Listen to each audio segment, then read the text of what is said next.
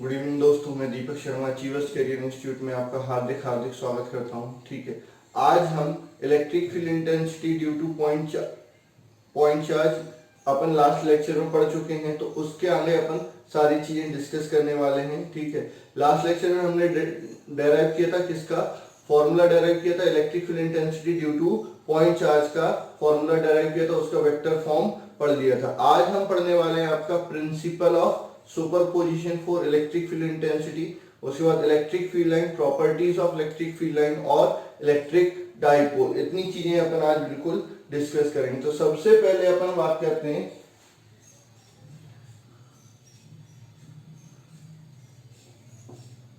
Principle of superposition, यानी आपका अध्यारोपण का सिद्धांत। सर कुछ बच्चे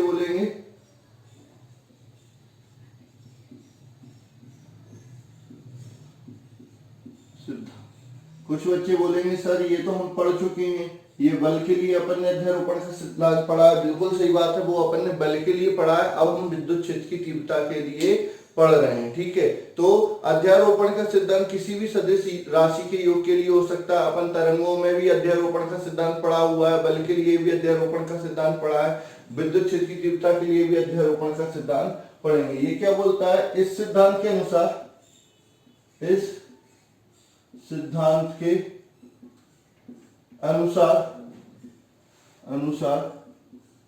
किसी बिंदु पर अनेक आवेशों के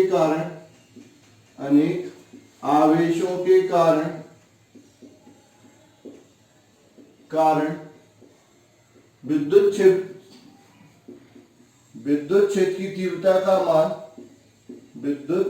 क्षेत्र की तीव्रता का मान प्रत्येक आवेश के कारण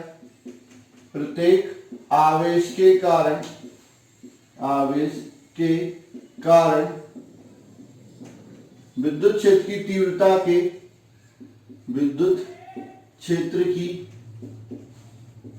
तीव्रता के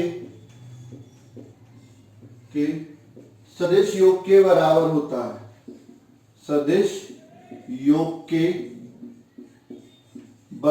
होता है। ठीक है, यानी बहुत सारे आवेश हैं और हर एक आवेश के कारण किसी बिंदु पर कुल विद्युत क्षेत्र की तीव्रता निकालना चाहते हैं। तो आप क्या करेंगे, हर एक आवेश के कारण विद्युत क्षेत्र की तीव्रता निकालेंगे और उन सभी विद्युत क्षेत्र की तीव्रता का क्या कर देंगे, सदिश योग कर देंगे। मतलब कि क्या है कि जैसे यहाँ पर एक आवेश है Q1, ठीक है, यहाँ पर एक आवेश है Q2, यहाँ पर एक आवेश है Q3 और यहाँ पर ऐसे ही कैसे Qn आवेश है। ठीक है, यहाँ पर एक बिंदु P है जिस पर हमको क्या निकालनी है, विद्युत क्षेत्र की तीव्रता निकालनी है। अच्छा, Q1 से इसकी दूरी क्या मान लो R1, Q2 से इसकी दूरी मान लो R2, Q3 से इसकी दूरी मान लो कितनी R3 और Qn से इसकी दूरी मान लो Rn। ठीक है, अब विद्युत क्षेत्र की तीव्रता की दिशा भी क्या होती है, दूरी की दिशा में ही होती है। एक आवेश के कारण R के अनुदिशी होती है। तो इसके कारण विद्युत क्षेत्र की तीव्रता इधर आ जाएगी E1 सदिश,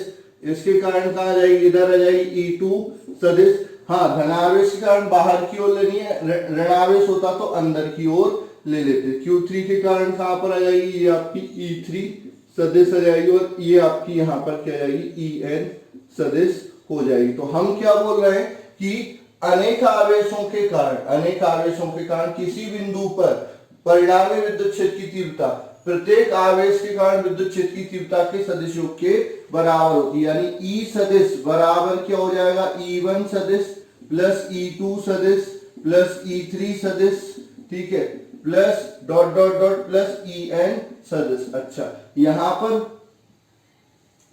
पर E1 सदिश बराबर क्या हो जाएगा, 1/4 pi epsilon not Q1 upon R1 का स्क्वायर, R1 का कैप। E2 सदिश बराबर क्या हो जाएगा, 1/4 pi epsilon not Q2 upon R2 का स्क्वायर, R2 का कैप। E3 सदिश बराबर क्या हो जाएगा, 1/4 pi epsilon not Q3 upon R3 का स्क्वायर R3 का कैप, ठीक है। तो ऐसे ही चलता जाएगा तो आपका dot dot dot E N सदिश क्या हो जाएगा आपका 1/4 pi epsilon naught Q N upon R N का स्क्वायर आर एन का कैप। ये आपकी विद्युत क्षेत्र की तीव्रता हो गई। अब इन सब का मान कहां पर रखेंगे, समीकरण 1 में रख देंगे। तो E1 सदिश कॉमा E2 सदिश कॉमा E3 सदिश तथा En सदिश का मान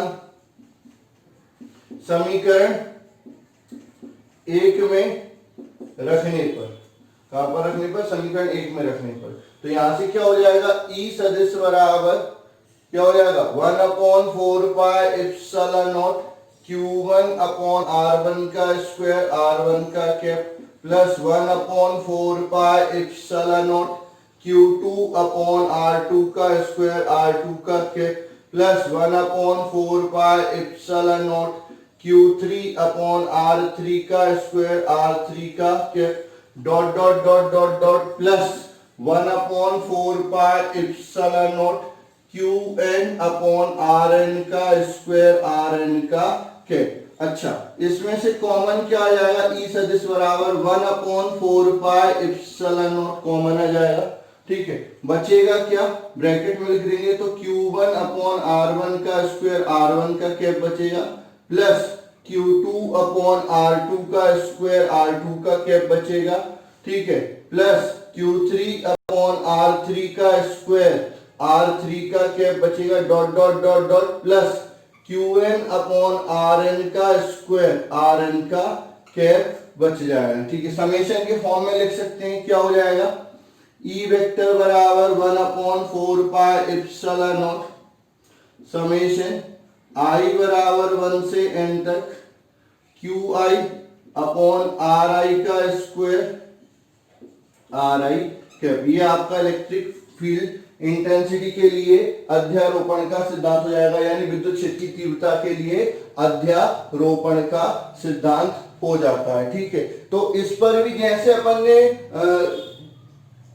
विद्युत बल के लिए, स्थिर विद्युत बल के लिए अपन ने सवाल किए थे, ऐसे ही इस पे भी सवाल आया अपने 2 बिंदुओं पर आवेश दे देंगे, तीसरे बिंदु पर विद्युत क्षेत्र की तीव्रता पूछ लेंगे, या फिर 3 बिंदुओं पर आवेश दे देंगे, चौथे बिंदु पर विद्युत क्षेत्र की तीव्रता पूछ लेंगे। तो इस प्रकार के प्रश्न भी आप प्रैक्टिस कर लेंगे। अगर कोई नहीं आएगा तो बिल्कुल आप चेक करके मेरे से डिस्कस कर सकते हैं कि सर यहाँ पर हमको दिक्कत आ रही, बिल्कुल अपन उसका सॉल्यूशन कर लेंगे, कोई दिक्कत वाली बात नहीं है, ठीक है। अब हम बात करते हैं आपका अगला टॉपिक, जो इंपॉर्टेंट टॉपिक है, मोस्ट आईएमपी टॉपिक आप मान लीजिए, आपका बोर्ड एग्जामिनेशन में पूछा ही जाता है, कई बार आपका बोर्ड एग्जामिनेशन में पूछा गया क्वेश्चन है। क्या क्वेश्चन है, विद्युत बल रेखाएं क्या होती हैं, उनके गुण लिखिए। तो हम अपन बात कर रहे हैं इलेक्ट्रिक फील्ड लाइन या electric line of force, Hindi में बोले तो विद्युत बल रेखाएं। तो अब अपन बात कर रहे हैं विद्युत बल रेखाओं की, किसकी,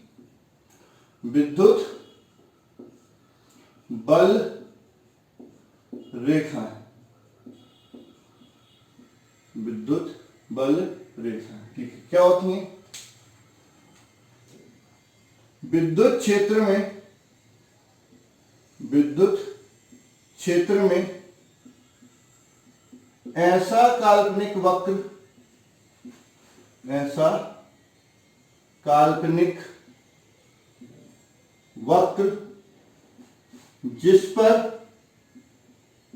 जिस पर एकांक धनावेश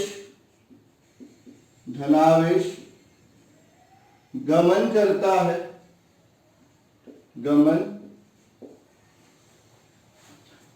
है उसे विद्युत बल रेखा कहा जाता है,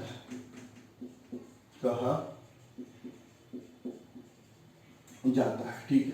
आपने क्या किया, कुछ नहीं, एक पॉजिटिव चार्ज लिया, उसको विद्युत इलेक्ट्रिक फील्ड में यानी विद्युत क्षेत्र में छोड़ दिया, एक धनावेश लिया, उसको कहां पर छोड़ दिया, विद्युत क्षेत्र में छोड़ दिया। तो आपको पता है विद्युत क्षेत्र में धनावेश पर बल लगता है, तो बल लगता है तो वो क्या करेगा, गति करेगा। तो वो जिस पथ पर गति करेगा उस पथ को बनाने वाला वक्र क्या कहलाएगा, विद्युत बल रेखा कहलाएगा। वास्तव में ऐसा कोई वक्र दिखाई नहीं देता, लेकिन ऐसा काल्पनिक वक्र वास्तव में नहीं है, हम कल्पना करते हैं, जिस पर एकांक धनावेश गमन कर रहा है उसे क्या बोलते हैं, विद्युत बल रेखा कहते हैं। ठीक है, अब अपन बात करते हैं विद्युत बल रेखाओं के गुण। विद्युत बल रेखाओं के गुण। विद्युत बल रेखाओं के गुण क्या होंगे, विद्युत बल रेखाओं के गुण। ठीक है, तो पहला गुण अगर इसकी बात करते हैं तो यह है धनावेश से प्रारंभ होकर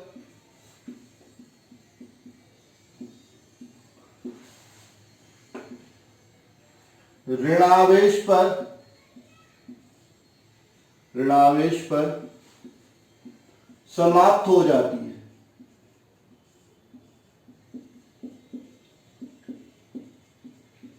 कहां से प्रारंभ होती है, धनावेश से प्रारंभ होती है और कहां पर समाप्त हो जाती है, ऋण आवेश पर समाप्त हो जाती है। मान के चलो केवल धनावेश है, तो ऐसा संभव नहीं कि दुनिया में केवल धनावेश हो, दुनिया में कहीं ना कहीं ऋणावेश जरूर होगा। तो केवल धनावेश दिया है तो हम मान लेते हैं कि अनंत पर ऋण आवेश है। तो विद्युत बल रेखाएं यहां से प्रारंभ होंगी और कहां पर जाके खत्म हो जाएंगी, अनंत पर जाकर खत्म हो जाएंगी। कहां पर जाकर खत्म हो जाएंगी, अनंत पर जाकर खत्म हो जाएंगी।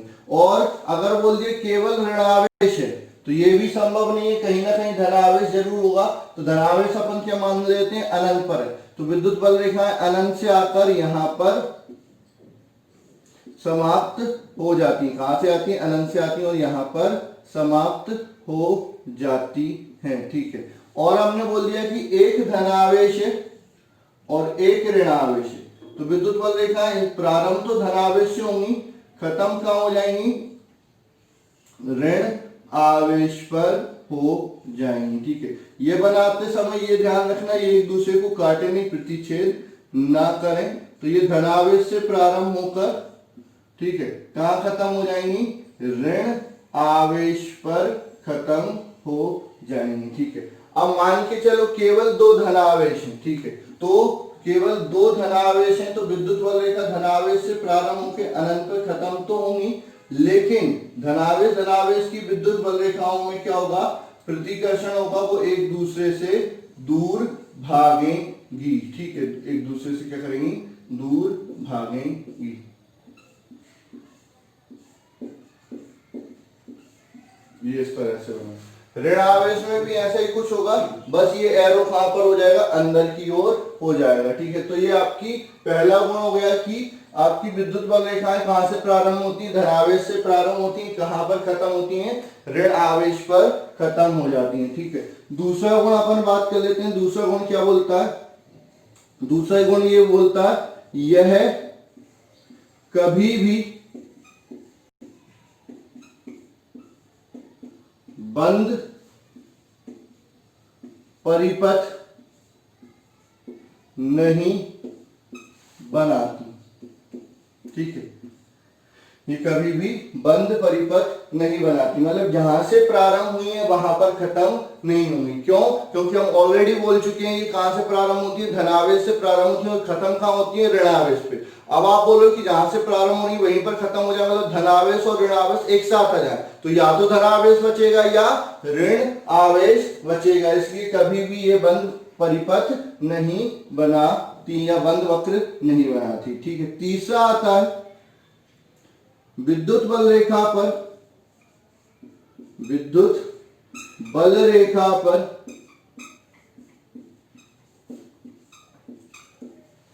विद्युत बल रेखा पर किसी बिंदु पर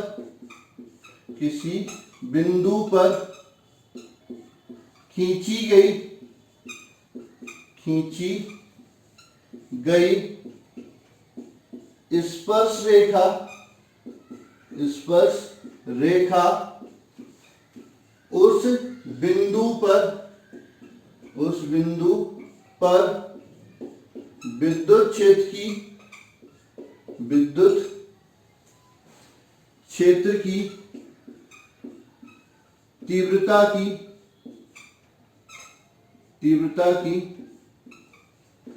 दिशा बताती है। ठीक है, हमने क्या बोला, कुछ नहीं, ये आपकी विद्युत बल रेखा है, किसी बिंदु पर आप क्या खींच रहे हो, स्पर्श रेखा खींच रहे हो, तो ये स्पर्श रेखा इस बिंदु की क्या बता रही, विद्युत क्षेत्र की तीव्रता की दिशा बताती है। जैसे मैंने आपको मान के चलो बहुत सारी विद्युत बल रेखाएं दे दी या विद्युत बल रेखाओं का आकार दे दिया। ठीक है, तो जैसे मैंने मान के चलो ये आपकी विद्युत बल रेखाएं देखिए, यहां पर एक बिंदु ले लिया, मैंने पूछा इस बिंदु पर विद्युत क्षेत्र की तीव्रता की दिशा क्या होगी, ऑप्शन दिया, एक ऐसी, बी ऐसी, सी ऐसी और डी ऐसी। ठीक है, तो आपको मैंने क्या बोला कि विद्युत बल रेखा की दिशा क्या होती है, उस विद्युत बल रेखा पर खींची गई स्पर्श रेखा की जो दिशा होगी। तो यहाँ पर एक विद्युत बल रेखा मान लो ऐसी जाती, यहाँ पर स्पर्श रेखा खींचेंगे तो किधर जाएगी, ऊपर की तरफ जाएगी। ठीक है, तो इनमें से कौन सा, ये आंसर है, नहीं है, ये आंसर है, हाँ सर ये वाला आंसर हो जाएगा। तो इस टाइप के ऑब्जेक्टिव पूछे जा सकते हैं। तो आपका क्या होता है, तीसरा प्रॉपर्टी जो होती है वो क्या बोलती है कि विद्युत बल रेखा पर किसी बिंदु पर खींची गई स्पर्श रेखा उस बिंदु पर विद्युत क्षेत्र की तीव्रता की दिशा बताती है। और इस टाइप का क्वेश्चन यहां से पूछा जा सकता है। अब अपन बात करते हैं अगला,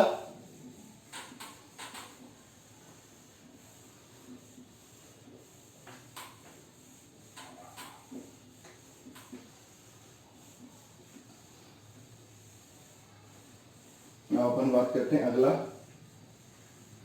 क्या आएगी अगली, चौथा, दो विद्युत बल रेखाएं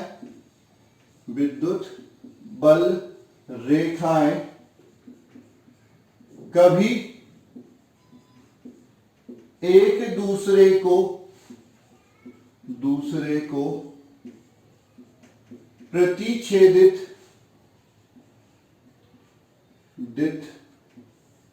नहीं करती। ये बहुत महत्वपूर्ण प्रॉपर्टी है, ये कई बार बोर्ड एग्जामिनेशन में पूछी जा चुकी है 2 मार्क्स में। कैसे पूछी जाती है कि क्यों दो विद्युत बल रेखाएं एक दूसरे को प्रतिच्छेदित नहीं करती। वैसे तो सारी प्रॉपर्टी एक साथ लिखने के लिए आ ही जाती है कि विद्युत बल रेखाएं क्या है, उनके गुण लिखिए। एक ये अलग से ही पूछ लेते हैं कि भाई दो विद्युत बल रेखाएं कभी एक दूसरे को प्रतिच्छेदित नहीं करती, क्यों। ठीक है, तो अभी तो अपन ने प्रॉपर्टी ले ली कि दो विद्युत बल रेखाएं कभी भी एक दूसरे को प्रतिच्छेदित नहीं करती। क्यों नहीं करती, क्योंकि यदि वह ऐसा करती हैं तो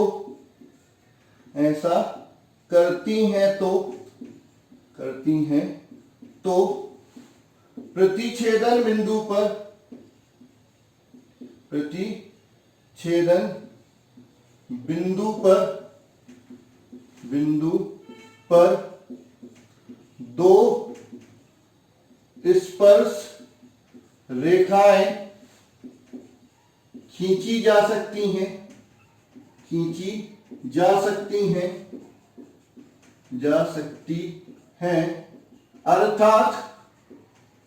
अर्थात एक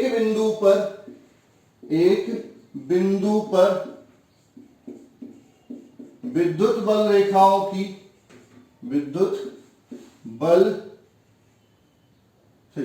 एक बिंदु पर विद्युत क्षेत्र की तीव्रता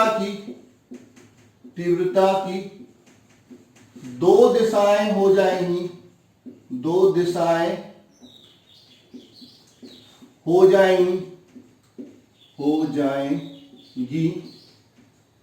यह संभव नहीं है। अतः विद्युत बल रेखाएं कभी कभी एक दूसरे को प्रतिच्छेदित नहीं करते। ठीक है, ठीक है। क्या हुआ, दो इलेक्ट्रिक फील्ड यानी दो विद्युत बल रेखाएं कभी एक दूसरे को इंटरसेक्ट नहीं करेंगी। ठीक है, नहीं करेंगी। क्यों नहीं करेंगी? क्योंकि अगर वो ऐसा करती हैं तो जहां पर इंटरसेक्शन कर रही है वहां पर कितनी आप टेंजेंट बना सकते हो, दो टेंजेंट बना सकते हो। तो दो टेंजेंट बना दिया, एक पॉइंट पर कितनी टेंजेंट बनाई? दो। मतलब आपका एक पॉइंट पर इलेक्ट्रिक फील्ड इंटेंसिटी कितनी डायरेक्शन हो जाएंगी? दो डायरेक्शन हो जाएंगी। तो कभी भी एक पॉइंट पर इलेक्ट्रिक फील्ड इंटेंसिटी की दो डायरेक्शन नहीं हो सकती, इसलिए कभी भी दो इलेक्ट्रिक फील्ड एक दूसरे को इंटरसेक्ट नहीं करती या दो विद्युत बल रेखाएं एक दूसरे को प्रतिच्छेदित नहीं कर सकती, क्योंकि आपकी अगर प्रतिच्छेदित करेंगे तो प्रतिच्छेदन बिंदु पर कितनी स्पर्श रेखाएं खींच सकते हो? दो। तो आपका वहां पर विद्युत क्षेत्र की तीव्रता की दिशाएं भी कितनी हो जाएंगी? दो। तो एक बिंदु पर कभी भी दो विद्युत क्षेत्र की तीव्रता की दिशा नहीं हो सकती, इसलिए आपकी विद्युत बल रेखाएं कभी एक दूसरे को प्रतिच्छेदित नहीं करती। ठीक है, उसके बाद आपका अगला गुण आता है। अगला गुण क्या आता है आपका? पांचवा गुण आता है विद्युत बल रेखाएं सतत वक्र बनाती हैं।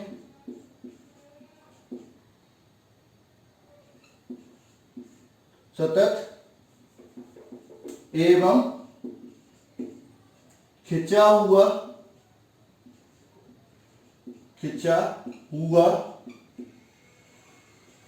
वक्र बनाती है। ठीक, कभी भी इलेक्ट्रिक फील्ड लाइन ऐसी नहीं मिलेगी आपको। इलेक्ट्रिक फील्ड लाइन हमेशा इस तरह से मिलेंगी, मतलब आपका कंटिन्यूअस होगा और खिंचा हुआ वक्र बनाएंगे। ठीक है, उसके बाद विद्युत बल रेखाएं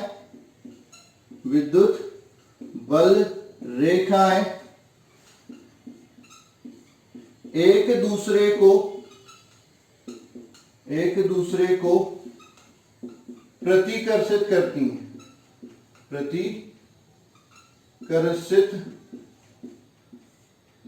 हैं। मतलब वो जितनी संभव दूरी होती है उतनी दूरी पर एक दूसरे से रहती है, एक दूसरे को प्रतिच्छेदित ऐसे प्रतिकर्षित करती हैं। ठीक है, उसके बाद अगला गुण आता है सघन विद्युत बल रेखाएं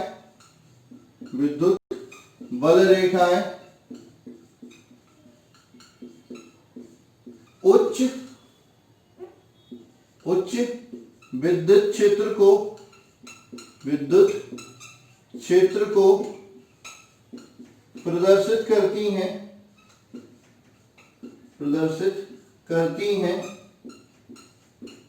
जबकि विरल विद्युत बल रेखाएं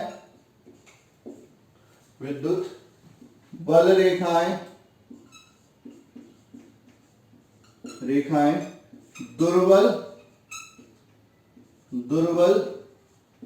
विद्युत क्षेत्र को प्रदर्शित करती हैं। ठीक है, अर्थात मतलब आपका क्या है, जहां पर विद्युत बल रेखाएं पास में होंगी वहां पर विद्युत क्षेत्र की तीव्रता क्या होगी? ज्यादा होगी, और जहां पर विद्युत बल रेखाएं दूर होंगी वहां पर विद्युत क्षेत्र की तीव्रता कम होगी। समझो कैसे? जैसे मैंने आपकी विद्युत बल रेखाओं का ग्राफ बनाया है। ठीक है, यहां पर एक पॉइंट दिया A, यहां पर एक पॉइंट दिया B। ठीक है, मैंने पूछा A और B में से किस बिंदु पर विद्युत क्षेत्र की तीव्रता ज्यादा है? तो पास में कहां पर है? A पर। दूर कहां पर है? B पर। तो आपका EA ज्यादा होगा किससे? EB से। A पर विद्युत क्षेत्र की तीव्रता ज्यादा होगी किससे? B से। लेकिन जो एरो है वो क्या बताता है? विभव को बताता है। विद्युत बल रेखाएं सदैव उच्च विभव से निम्न विभव की ओर जाती हैं, तो विभव इधर ही ज्यादा होगा और इधर कम होगा, चाहे दूर हो चाहे पास में हो। इवन ऐसा भी अगर अपन बना देते हैं, समझो ठीक है। तो आपका विभव यहाँ पर ज्यादा होगा, यहाँ पर कम होगा। यहाँ पर विद्युत क्षेत्र की तीव्रता कम हो जाएगी और यहाँ पर विद्युत क्षेत्र की तीव्रता ज्यादा हो जाएगी। तो आपकी सघन विद्युत बल रेखाएं क्या बताती हैं? उच्च विद्युत क्षेत्र को बताती हैं, और विरल विद्युत बल रेखाएं क्या बताती हैं? निम्न विद्युत क्षेत्र को बताती हैं। अगला गुण अपन डिस्कस करते हैं।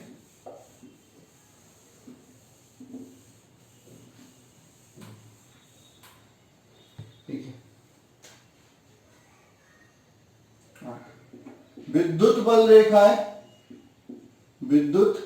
बल रेखाएं चालक के अंदर से होकर नहीं जाती, अर्थात चालक के अंदर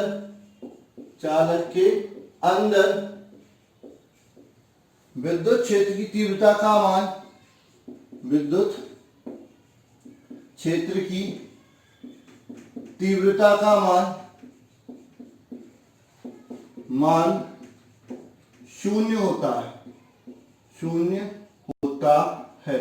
ठीक है, समझो कोई चालक लिया, कैसा भी ये चालक लिया, जो विद्युत बल रेखाएं आएंगी वो केवल सतह तक जाएंगी और सतह से ही वापस निकल जाएंगी, अंदर नहीं जाएंगी। चालक के अंदर से होकर नहीं जाती विद्युत बल रेखाएं, चालक के अंदर नहीं होती, मतलब अंदर विद्युत क्षेत्र की तीव्रता का मान क्या होता है? शून्य होता है। ठीक है, उसके बाद अगला विद्युत बल रेखाएं सदैव चालक की सतह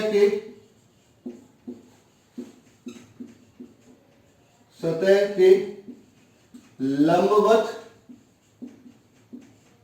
गुजरती हैं। मतलब कि सरफेस पे वो कितना एंगल बनाती है? 90 डिग्री बनाती है, 90 डिग्री का कोण बनाती है। किसके साथ? चालक की सतह के साथ। हमेशा विद्युत बल रेखाएं चालक की सतह के लंबवत गुजरती हैं, किसी भी सतह की नहीं, केवल चालक की सतह के क्या होती हैं? लंबवत होती हैं। ठीक है, तो कहने का मतलब जैसे ये चालक है, यहां पर विद्युत बल रेखाएं, तो बीच में तो ये आपका 90 डिग्री हो रहा है, यहां पर भी आपका 90 डिग्री, अंदर से होकर नहीं जाएंगे। अगर मैं यहां पर बनाऊंगा तो ये जो बना रहा हूं ये गलत है, क्योंकि ये सतह के लंबवत नहीं है। तो फिर आपको कैसा बनाना पड़ेगा? यहां पर ऐसे करके ये ऐसे मोड़ देंगे तो ये आप सरफेस पे 90 डिग्री है, और यहां पर ऐसे निकाल के और फिर आप ऐसे कर सकते हो, तो ये आपकी 90 डिग्री हो जाएंगी। तो चालक की सतह के सदैव लंबवत होती है, यानी परपेंडिकुलर होती है। कोई सा भी चालक हो, उसकी सतह पर विद्युत बल रेखाएं कितने का कोण बनाएंगी? 90 डिग्री का कोण बनाएंगे। ठीक है, आखिरी प्रॉपर्टी अपन डिस्कस कर लेते हैं, आखिरी गुण अपन बात कर लेते हैं किसका? विद्युत बल रेखाओं का 10वां गुण। ठीक है, समांतर विद्युत बल रेखाएं, समांतर विद्युत बल रेखाएं एक समान विद्युत क्षेत्र को प्रदर्शित करती हैं।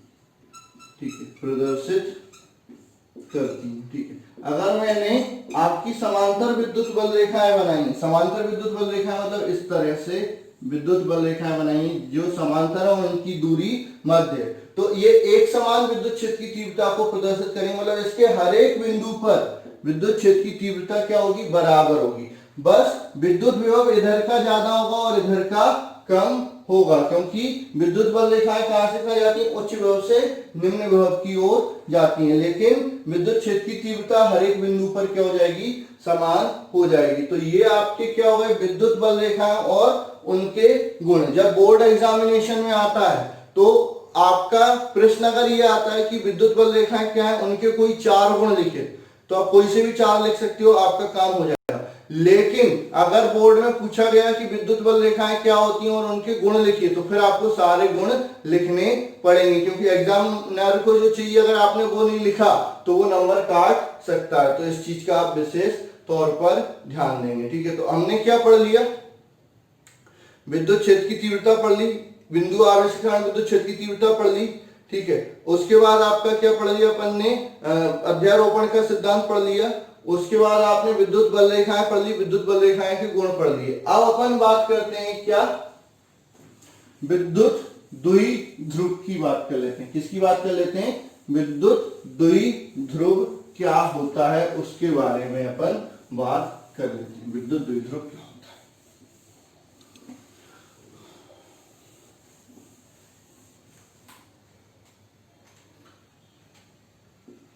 विद्युत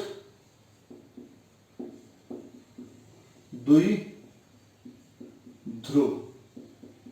ठीक है, तो विद्युत द्विध्रुव क्या होता है, इलेक्ट्रिक डाइपोल इंग्लिश में बोलते हैं। तो डाइपोल मतलब दो आवेशों का निकाय। ठीक है, तो आपका विद्युत द्विध्रुव क्या होता है, दो समान किंतु विपरीत आवेशों का निकाय, दो समान किंतु विपरीत आवेशों का निकाय जो एक दूसरे से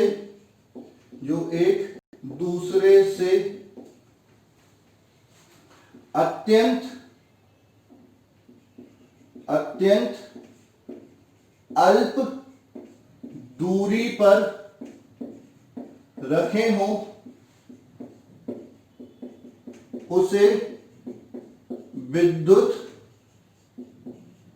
द्विध्रुव कहते हैं। तो विद्युत द्विध्रुव क्या है, एक निकाय है किसका, दो आवेशों का। कैसे आवेश, समान किंतु विपरीत, मतलब उन दोनों का मान बराबर है लेकिन एक धनावेश है और एक ऋणावेश है। ठीक है, तो दो आवेश लिए, एक प्लस क्यू लिया और एक माइनस क्यू लिया। ठीक है, दोनों एक दूसरे से स्मॉल दूरी पर रखें। कई लोग इसको डी से भी प्रदर्शित करते हैं और कई लोग इसको 2l से भी प्रदर्शित करते हैं। 2l से प्रदर्शित इसलिए करते हैं कि केंद्र से दोनों तरफ की दूरी क्या हो जाती है, ll हो जाती है। लेकिन अगर इनकी बीच की दूरी दी है तो l नहीं दी, वो 2l ही दी जाती है। द्विध्रुव की लंबाई दी जाती है तो वो l नहीं 2l दी जाती है। कई वो बच्चे कंफ्यूज हो जाते हैं, या फिर d मान लो या फिर 2l मान लो, ये आपका विद्युत द्विध्रुव कहलाता है। ठीक है, अब इसमें एक जो महत्वपूर्ण बिंदु है जो आपको याद रखना है, क्या, कई बार पूछा जाता है ऑब्जेक्टिव प्रश्नों में, क्या याद रखना है, आदर्श विद्युत द्विध्रुव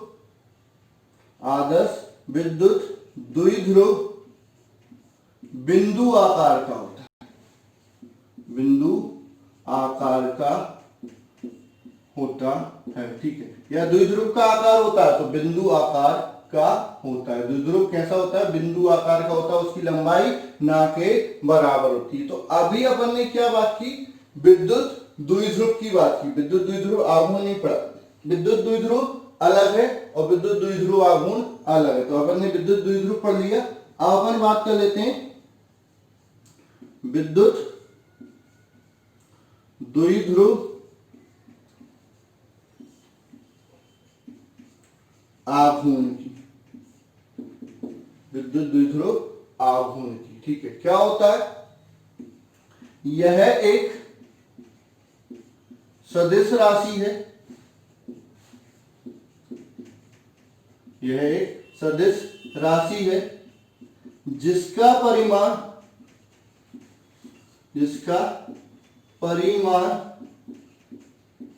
द्विध्रुव के किसी आवेश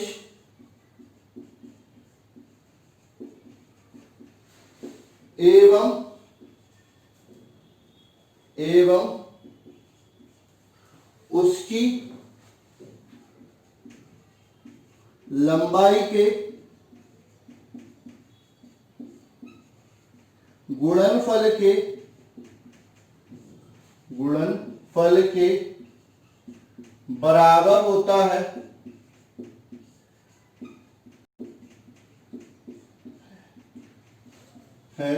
इसे P से प्रदर्शित करते हैं, इसे P से प्रदर्शित करते हैं। तो आपका विद्युत द्विध्रुव आघूर्ण क्या है? एक सदिश राशि है, ठीक है, जिसका परिमाण क्या होता है? द्विध्रुव का कोई एक आवेश, दोनों का परिमाण बराबर है, तो ये भी ले लो चाहे ये ले लो, ठीक है, कोई भी एक आवेश और दोनों के मध्य की दूरी या उसकी लंबाई के गुणनफल के बराबर होता है, ठीक है। किससे प्रदर्शित करते हैं? P से। तो विद्युत द्विध्रुव आघूर्ण बराबर विद्युत द्विध्रुव आघूर्ण बराबर आवेश गुणित द्विध्रुव की लंबाई, ठीक है। तो P बराबर क्या हो जाएगा? Q गुणित 2L। P बराबर क्या हो जाएगा? Q गुणित 2L, ठीक है, ये हो जाएगा। ये सदिश राशि है, तो इसकी दिशा ऋण आवेश से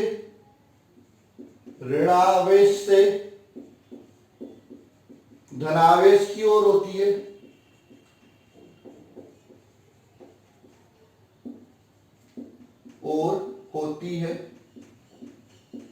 ठीक है। यानी विद्युत द्विध्रुव आघूर्ण की दिशा ऋण आवेश से धनावेश, फिजिक्स में ऋण आवेश से धनावेश में लेते हैं, और जो केमिस्ट्री होती है उसमें धनावेश से ऋण आवेश लेते हैं। तो इसकी दिशा ऋण आवेश से धनावेश की ओर होती है। इसका मात्रक क्या हो जाएगा? आवेश का क्या होता है? कूलम, लंबाई का मीटर, तो कूलम मीटर होता है, ठीक है। विमीय सूत्र मीटर का L और कूलम का AT, तो ये इसका विमीय सूत्र क्या हो जाएगा? लात है, इसका विमीय सूत्र लात है, ठीक है। जो पढ़ने वाले हैं वो लता याद कर लेना, LTA या LAT दोनों याद कर सकते हो। जो मक्कार है वो लात याद कर लेना, और जो पढ़ने वाले हैं, जो सिंसियर बच्चे हैं, वो लता याद कर लेना, ठीक है। तो ये आपका क्या हो जाएगा? विमीय सूत्र हो जाएगा। तो विद्युत द्विध्रुव आघूर्ण भी, ये भी आपका एक इंपोर्टेंट टॉपिक है, 2 मार्क्स में पूछा जा सकता है कि विद्युत द्विध्रुव आघूर्ण क्या होता है, इसका मात्रक एवं विमीय सूत्र लिखिए, किस प्रकार की राशि है, उसकी दिशा बताइए, ठीक है। तो आज हमने क्या पढ़ा? आज हमने पढ़ा विद्युत क्षेत्र की तीव्रता के लिए अध्यारोपण का सिद्धांत, विद्युत बल रेखाएं, विद्युत बल रेखाओं के गुण, विद्युत द्विध्रुव आघूर्ण, ठीक है। तो आज के लिए बस इतना ही है। कल हम अगली क्लास में क्या पढ़ेंगे? विद्युत द्विध्रुव के कारण अक्षीय निरक्षीय स्थिति पर विद्युत क्षेत्र की तीव्रता, विद्युत द्विध्रुव पर लगने वाला बल आघूर्ण। ये मोस्ट इंपोर्टेंट टॉपिक है। इस चैप्टर से एक 5 नंबर का क्वेश्चन पूछा जाता है, तो जनरली अक्षीय निरक्षीय वाला ज्यादातर चांस होते हैं पूछने के, तो वो अच्छे से आप प्रैक्टिस कर लेंगे। और कोई डाउट आता है तो बिल्कुल आप मेरे को कमेंट पर बताइए कि सर यहाँ पर दिक्कत आ रही है, तो अपन उस चीज को भी अच्छे से समझ लेंगे। तो आज के लिए बस इतना ही, धन्यवाद।